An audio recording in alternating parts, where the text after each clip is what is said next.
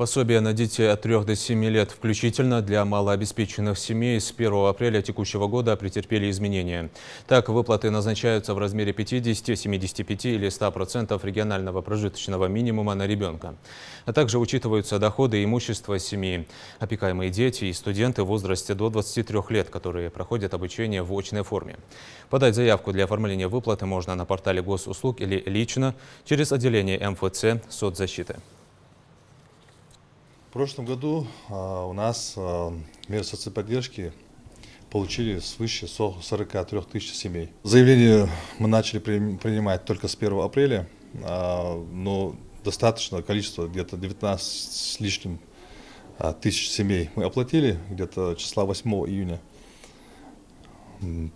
Дальнейшие заявления, которые нам поступают, их свыше 32 тысяч заявлений.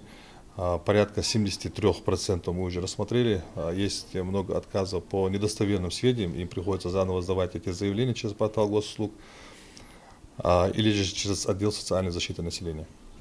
Все заявления рассматриваются.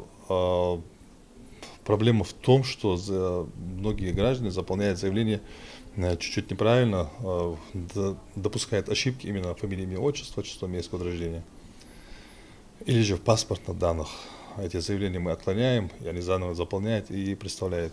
По действующему законодательству сроки рассмотрения заявления 30 рабочих дней. Туда не входят выходные и праздничные дни. Они должны были рассмотреться. Но есть у нас некоторые просрочки, потому что заявлений было в апреле очень много.